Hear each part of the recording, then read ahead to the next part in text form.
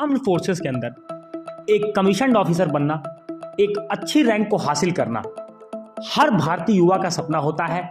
और ऐसा ही एक प्लेटफॉर्म हमें देती है हमारे भारत की ही नहीं, वर्ल्ड की best tri nation academy NDA Khadakwasla Pune.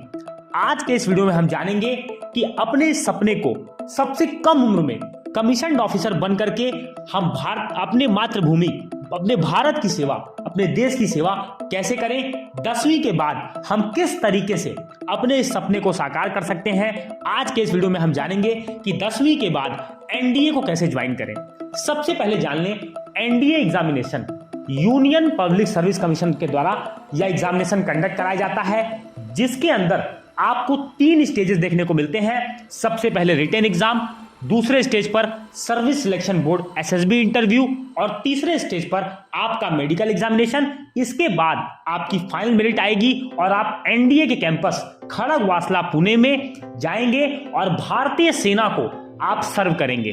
सबसे पहले एलिजिबिलिटी की अगर हम बात करते हैं तो सबसे पहले आप जान लें कि आप इंडियन सिटीजन हैं या बहुत सारे हमारे एसोसिएट कंट्रीज हैं जिनके अंदर कैडेट्स जाकर के ट्रेनिंग करते हैं, ये आपकी एलिजिबिलिटी होनी चाहिए। साथ ही साथ मैं आपको बता दूं, आपकी एज लिमिट जो होनी चाहिए वो 16.5 ईयर से लेकर के 19.5 ईयर्स तक कमेंसमेंट यानी ज्वाइनिंग जब तक आप करते हैं तब तक आपकी एज इस बार में होनी चाहिए।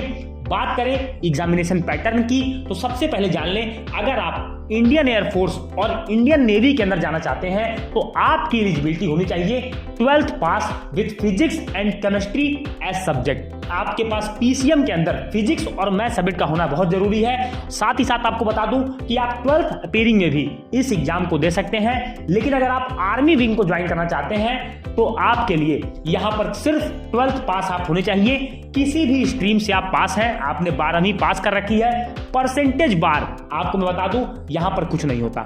एग्जामिनेशन पैटर्न की बात की जाए तो सबसे पहले जान लें, पहले स्टेज पे आपका रिटन एग्जामिनेशन होगा जो कि यूपीएससी के द्वारा इस एग्जाम को कंडक्ट कराया जाएगा। जान लें, इसमें आपके 2 पेपर होते हैं। पहला पेपर आपका मैथमेटिक्स का होता है जिसके अंदर आपको 120 क्वेश्चंस 2.5 आवर्स में करने होते हैं। एक क्वेश्चन अगर आप सही करते हैं तो आपको 2.5 मार्क्स मिलेंगे और अगर आप एक क्वेश्चन गलत करते हैं तो आपके 0.83 मार्क्स कट कर लिए जाएंगे, यानी 1/3 आपकी निगेटिव मार्किंग आपको यहां पर देखने को मिलेगी। साथ ही साथ आपको बता दूं कि मैथमेटिक्स का पेपर आपका 300 मार्क्स का होगा। इसके साथ ही साथ नेक्स्ट पेपर जो आपका होगा, जो आपका सेकंड मीटिंग के अंदर होगा, जो सेकंड शिफ्ट में होगा, वो आपका जर्नल एबिलिटी टेस्ट होगा जिसके अंदर 150 क्वेश्चंस यानी कि आपको 50 क्वेश्चंस इंग्लिश के मिलेंगे, 100 क्वेश्चंस आपको अदर सब्जेक्ट जिसमें कि physics, chemistry, biology, history, geography, polity, current affairs, इस तरीके के सब्जेक्ट आपको देखने को मिलेंगे। ईच क्वेश्चन आपको 4 मार्क्स मिलेगा सही करने के लिए। और निगेटिव मार्किंग की बात करें तो 1.33 मार्क्स आपकी निगेटिव मार्किंग होगी। अगर आप एक क्वेश्चन को गलत करते हैं तो इतने मार्क्स आपके कट कर लिए जाएंगे। बात करेंगे इसके एग्जामिनेशन की तो आपका ये एग्जामिनेशन साल में 2 बार एनडीए 1, एनडीए 2 के नाम से यह एग्जामिनेशन कराया जाता है। रिटन एग्जाम को अगर आप क्वालिफाई करते हैं तो आपको 5 डेज इंटरव्यू प्रोसीजर के लिए सर्विस सिलेक्शन बोर्ड के द्वारा आपको बुलाया जाएगा। आपकी कॉलिंग आएगी और आप इंटरव्यू देने के बाद आपका 900 मार्क्स का जो रिटन है, 900 मार्क्स की आपकी एसएसबी इंटरव्यू है, ये दोनों मार्क्स ऐड करने के बाद आपकी ऑल इंडिया मेरिट आएगी। नंबर ऑफ सीट्स के हिसाब से आपको यहां पर आपने जो विंग ली होगी वो आपको अलॉट की जाएगी। आपको कुछ चीजें मैं बता देता हूं, अगर आप एयरफोर्स में as a flying officer join करना चाहते हैं तो आपको पायलट एप्टीट्यूड बैटरी टेस्ट देना होगा, जो कि आप लाइफ में सिर्फ एक बार दे सकते हैं। अगर आप इस टेस्ट में फेल हो गए तो उसके बाद आप एयरफोर्स के अंदर, नेवी के अंदर कभी भी पायलट की पोस्ट पर आप नहीं जा पाएंगे, बाकी अदर पोस्ट के लिए आप एलिजिबल होंगे। बात करें अगर आप इंडियन एयरफोर्स को चुनते हैं तो एज अ फ्लाइंग ऑफिसर आपकी पहली, आप यहां पर कमीशन्ड होंगे इंडियन एयरफोर्स के अंदर। नेवी के अंदर आप सब लेफ्टिनेंट के पद पर जाएंगे और आर्मी के अंदर आप लेफ्टिनेंट के पद पर यहां पर आप ज्वाइन करेंगे। 3 इयर्स आपको एनडीए के अंदर ट्रेनिंग करवाई जाएगी। Khadakwasla Pune national defence academy के अंदर आप ट्रेनिंग करेंगे। इसके बाद अगर आप एयरफोर्स में हैं तो एयरफोर्स एकेडमी में आपकी ट्रेनिंग होगी। अगर आप नेवी में हैं तो इंडियन नेवल एकेडमी में आपकी ट्रेनिंग होगी, और अगर आप आर्मी में हैं तो इंडियन मिलिट्री एकेडमी देहरादून के अंदर आपको ट्रेनिंग करवाई जाएगी। फिजिकल एलिजिबिलिटी की मैं बात करूं तो सबसे पहले जान लें, अगर आपकी हाइट, अगर आप मेल कैंडिडेट हैं 157 सेंटीमीटर आपकी हाइट होनी चाहिए।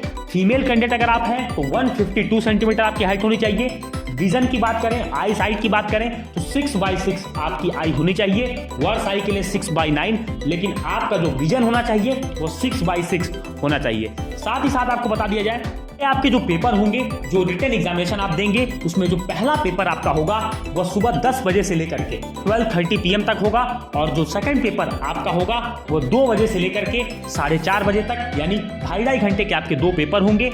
इसको करने के बाद आप रिटन क्वालिफाई करेंगे, SSB इंटरव्यू देंगे, मेडिकल एग्जामिनेशन देंगे, और आप NDA खड़गवासला पुणे को ज्वाइन करेंगे।